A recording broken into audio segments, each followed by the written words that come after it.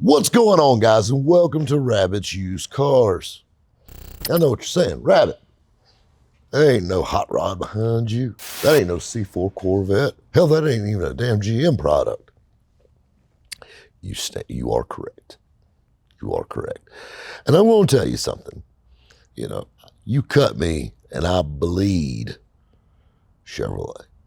I bleed Chevy engine orange or red, whatever you want to call it. But I'm going to tell you something. If I see a winner and I see something with potential, I'm not that brand loyal. Everybody has good ideas, even these guys. And I know what you're saying. And there's been a couple little smart asses already in the comments. I picked this truck up last week. I ordered it a few months back. And there's a couple of good things, and it's got a really good story with the buy of this thing, because this is the cheapest 2022 Ford Maverick in the country I bought. And I'm going to tell you how and why. Not only that, I really think this vehicle is going to change a market that hasn't really been shook up in a long time. And before we start that story, I'll tell you another story. You know, late 70s, there was a guy named Lee Iacocca. And Lee Iacocca was a Detroit powerhouse. You know, Mustang, his name is attached to so many good cars. He came to Ford Motor Company, of all companies, in the late 70s with an idea for a unitized front-wheel drive van. Keep in mind, Ford had been making Econolines for years and years and years and years and years. Totally new. No one was making a front-wheel drive van. They laughed him out of the boardroom. Lee Iacocca. I mean, this guy was a game changer in Detroit. And they literally nobody wants a front-wheel drive van. So he takes that same idea and goes to Chrysler. Chrysler was literally drowning, on the verge of becoming non-existent. You know, the 70s weren't very good for Chrysler, especially the late 70s. And they were grabbing at straws, looking for help. And that's where Lee Iacocca pops up. And he pitches to them a front-wheel drive van. And the thing that's crazy is, back then, yeah, it seemed like a different thing. But could you imagine a world without Caravans, Plymouth Voyagers, Town and Countries, whatever you want to call it, whatever variation of it, Pacificas now? He changed the van market. It went from rear-wheel drive pickup trucks, basically with van bodies on them, to front-wheel drive, flat floorboards, because there's no drive shaft running to the back, minivans. And no, could you tow a house off the foundation or pull a house off the foundation with it? No. But could you haul 6 kids in the back? Yep. And did it get decent fuel mileage and drove like a car because it was front-wheel drive? Yes. A little something for the missus to drive, and did pretty much everything that people were doing with vans, minus pulling a house off the foundation, that a big full-frame van did. And this vehicle single-handedly saved Chrysler. Hands down. No one will say any different on that. That's well-known knowledge. But the thing is, then you think about all the spin-offs of that. And then Ford comes out with a front-wheel drive van, which is hilarious. Every manufacturer has a front-wheel drive van. But Ford had the very first swing at it and laughed Lee Iacocca out of the boardroom. Knock a home run just across the hall at Chrysler. Moving on to this. Same idea. Take pickup trucks. Bigger, bigger, bigger. I've sold new Fords 05, 06. You got to think, a Ranger was about this size. You know, you had an F-150 and an F-250, and you start getting bigger and bigger. You know, there was a market for small trucks. You got to think, you know, when the import truck boom in that mid-late 70s, early 80s. You know, you got to think about your Isuzu Pups, and you know your original Toyotas, the Hiluxes, and things like that. Your Nissan 720s, your Chevy Love, which was basically a Isuzu. But you got to think about all these little trucks. You know, Ford Couriers, all these little trucks. Now, granted, now they had full frames and they were rear-wheel drive, but they were small, good fuel mileage, and you got to think they were the perfect utility little vehicle. Were you pulling a car trailer with it? No. But from A to B, good fuel mileage. It had a truck bed, so you could haul things in it. And utility-wise, you had a good service vehicle. You got to think every parts house, every meter reader, every utility company, everyone used these trucks. They loved them, and they were good for what they did. And then, of course, you know, customizers get a hold of them and you know, start putting their spin on. Then you got a whole new realm of custom vehicle mini trucks. All the way into the 90s, early 2000s, the S10 goes away. We replaced it with a Colorado, a bigger version. The Ranger's the size of a damn F-150 now. An F-150 is the size of an F-250. That's the crazy thing. Everything's bigger. It's like SUVs.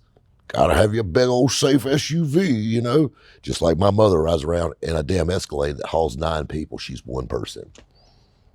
Overkill. And there's nothing wrong with Escalades. I love them. There's nothing wrong with big trucks. I love those. But like, I drove my Silverado that I just recently sold. It's overkill. 75% of the time, it's just me in it. Oh, you got that big old bed on the back and you can haul. I got an F-250 truck if I need to haul a damn trailer. You think I won't put a trailer behind my $70,000 Silverado? No. The only thing I ever put in the bed of my truck was cigarette butts. I mean, you got to think, I literally rode around in it. I mean, I could probably count on one hand the things I sat in the bed of my truck. And the times I had a trailer behind it, maybe twice. So I was just as guilty as everybody else. I started thinking about it. And then keep in mind, you know, when I moved to the lake, I'm driving 100+ miles every day just back and forth. You know, I'm not really worried about gas mileage or any of that stuff, but more the aggravation of having to stop and get damn gas every 2 days. It's just a pain in the ass. I just hate going to a gas station. You start thinking about it, you're like, yeah, maybe I need something a little sportier. I think it's the reason I kind of like driving an old C4 Vet. Hell, I can fill this thing up, drive for a week. And I liked it, I enjoyed it. Granted, it's an old car, it's 33 years old. You know, it squeaks, it pops, it rattles, it has mystery lights that come on. But you know what? It was fun to drive for a little while. I put 5,000 miles on that turd. You know, maybe it's a trailer park in me. Hell, I kind of liked it. They called me up at the Ford place. They said, Rob, we got good news and bad news. Said, your new Ford Maverick is in. But, always a but, we have a problem. And I'm like, great. I'll never get sipping a cup of coffee in my office when he called. He goes, we need you to come look at it.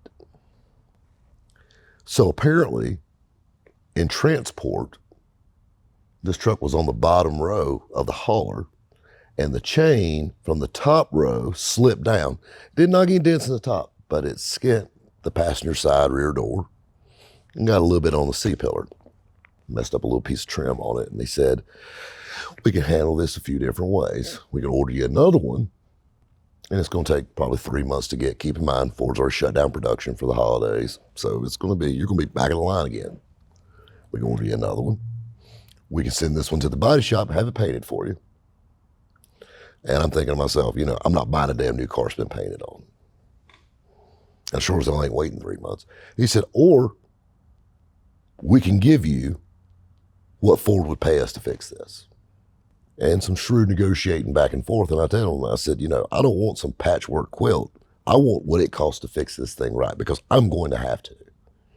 And I'm extremely particular. So we went back and forth just a little bit, and they said it my way. Now keep in mind, I bought this truck at invoice, real invoice, not the bullshit one, real invoice. I've been through the Ford machine. I know how it works. They gave me that credit off. And I'm sitting in a $22,000 truck. The sticker's like 22 and some change. In the teens. And I ain't talking about the temperature kids. This is the cheapest Ford Maverick in the country. And I'll be honest with you, unless there's maybe a Nissan Versa or some kind of Chevy little turd, where the Sonic or Spark or whatever they still make, this is probably the cheapest new car in the country. The cheapest. Ain't no XLT. Ain't got the only option this truck has is literally the EcoBoost engine. I said, hell with it, I'll take the truck. I mean, I'll be honest with you. The amount I paid for it, it'd make for a good video. So I picked this thing up last Wednesday. Drove it here. First thing I did was pop off the damn dealership emblems. I hate those damn things. Slap on my RUC decal. I said, hell with it, I'm gonna drive it. Drove it down the lake. Good pickup, great power. Power windows, locks. Tilt, telescopic wheel. Touchscreen, backup camera. Good tunes. Not Bose, but good. You know, heat, air, all that stuff.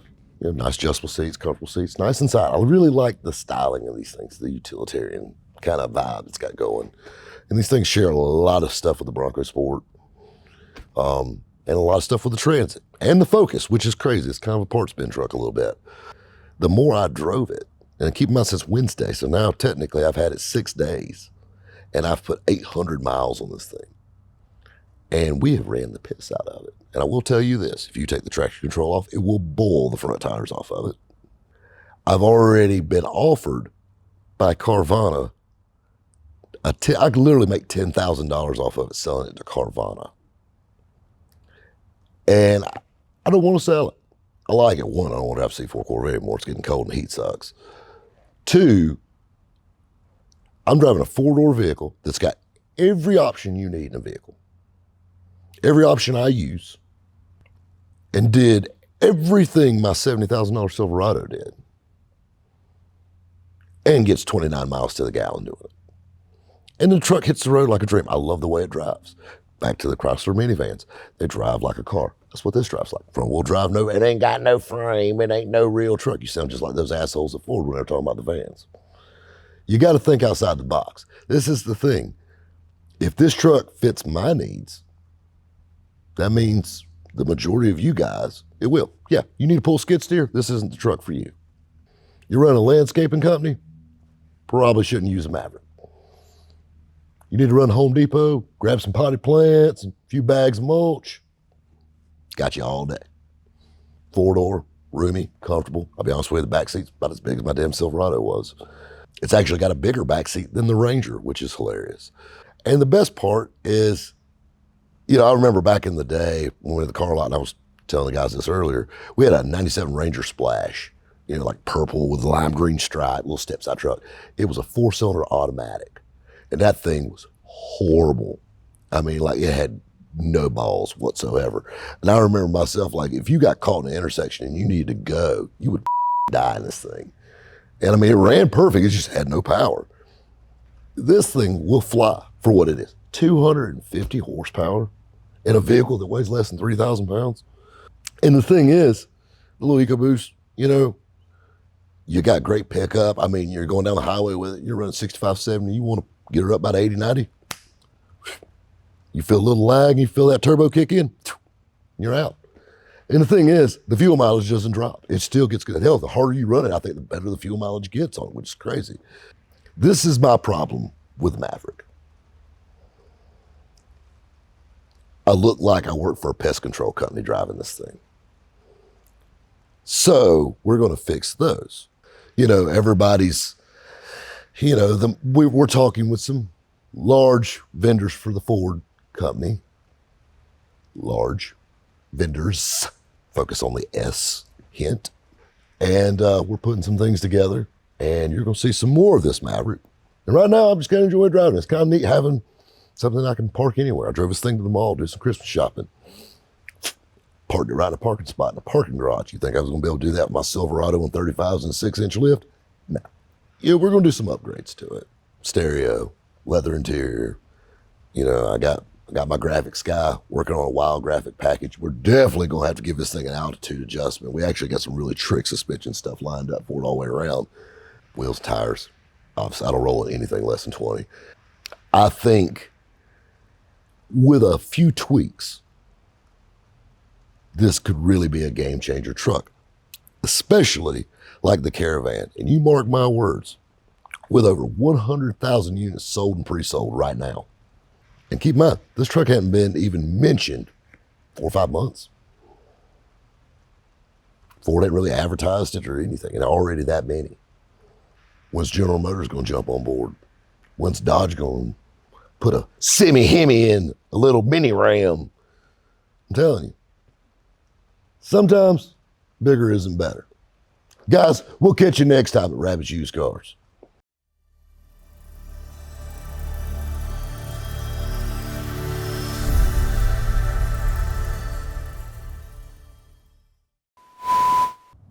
And got the only option this truck has is literally the EcoBoost engine.